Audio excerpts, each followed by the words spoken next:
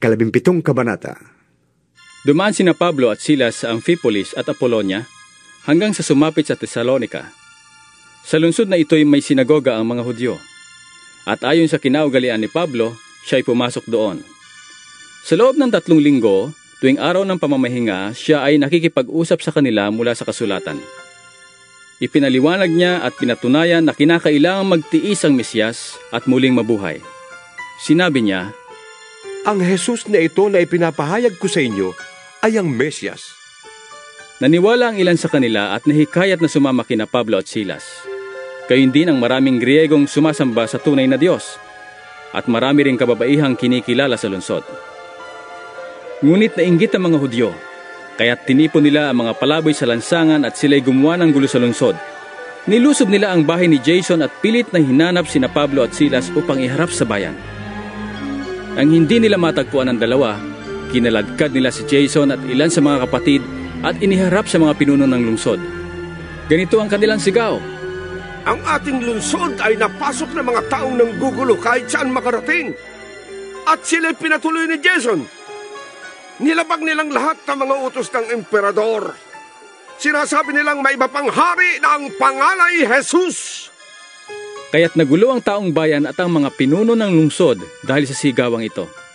Si Jason at ang kanyang mga kasamay pinagpiyansa ng mga pinuno bago pinalaya.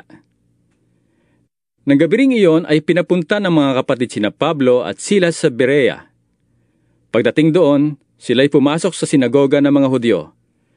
Mas mabuting kausapin ang mga Hudyo roon kaysa sa mga taga-Tesalonica.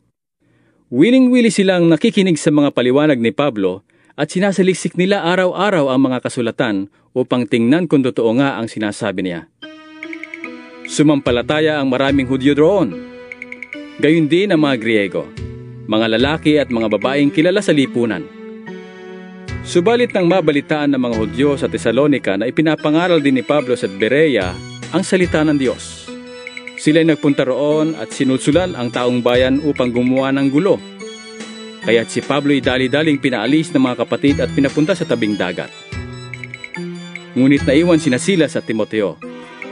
Ang mga naghatid kay Pablo ay sumama sa kanya hanggang sa Atenas. Pagkatapos, nagbalik sila sa Berea, taglay ang bilin ni Pablo kina Silas at Timoteo na sumunod sa kanya sa lalong madaling panahon. Habang sina Silas at Timoteo ay hinihintay ni Pablo sa Atenas, napansin niyang puno ng mga Diyos-Diyosan ng lungsod. Labis niyang ikinalungkot iyon, kaya't nakipag-usap siya sa loob ng mga sinagoga roon, sa mga Hudyo at sa mga hintil na sumasamba sa Diyos, at sa sino mang makatagpo niya sa liwasang bayan araw-araw. Nakatalo rin niya ang ilang pilosopong Epikurio at Stoiko. "Ano bang sinasabi sa atin ng nagmamarunong ngayon?" Sabi ng ilan. Sabi naman ng iba, "Nangangaral yata tungkol sa ibang mga Diyos." Sinabi nila iyon sapagkat nangangaral si Pablo tungkol kay Jesus at sa muling pagkabuhay. Siya ay isinama nila at iniharap sa kapulungan ng Areopago at tinanong, "Maaari bang malaman namin kung ano itong bagong aral na tinuturo mo? Bago sa aming pandinig ang sinasabi mo, kaya't ibig naming malaman ang kahulugan nito." Sapagkat walang ginagawa ang mga taga-Atenas at mga dayuhang naninirahan doon, kundi ang mag-usap-usap at makinig tungkol sa mga bagong turo. Tumayo si Pablo sa harap ng kapulungan ng Areopago at nagsalita, "Mga taga-Atenas, napapansin kong buhos na buhos ang inyong kalooban sa relihiyon.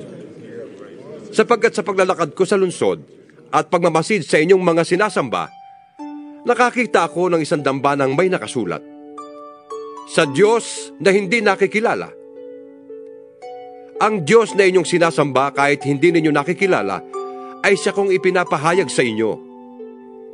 Siya na gumawa ng sanlibutan at lahat ng naririto, ang siyang Panginoon ng langit at lupa.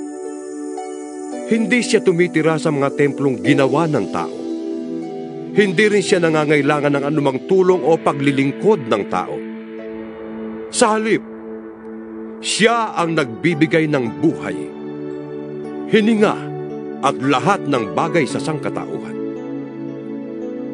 Mula sa isang tao'y nilikha niya ang lahat ng lahi sa buong mundo. Itinakda niya sa simula't simula pa ang kani-kanilang panahon at hangganan.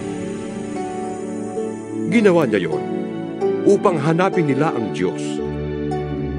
Baka sakaling sa kanilang paghahanap, siya ay matagpuan nila.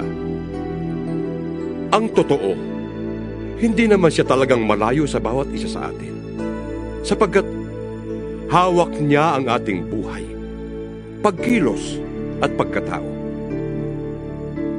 Tulad ng sinabi ng ilan sa inyong mga makata, tayo nga'y mga anak niya. Yamang tayo'y mga anak ng Diyos. Huwag nating akalaing siya ay tulad lamang ng mga larawang ginto, pilak, o bato na pawang likha ng isip at kamay ng tao. Sa mga nagdaang panahon, ay hindi pinansin ng Diyos ang di pagkakilala sa Kanya ng mga tao. Ngunit ngayon ay iniuutos niya na magsisi sila, talikdan ang kanilang masamang pamumuhay. Sapagkat itinakdanan niya ang araw ng paghuhukom sa sanlibutan. At ito'y buong katarungan niyang gagawin sa pamamagitan ng tao na kanyang hinilang. Pinatunayan niya ito sa lahat, nang ang taong yon ay kanyang muling binuhay. Nang marinig nila ang sinabi ni Pablo tungkol sa muling pagkabuhay, tinuya siya ng ilan.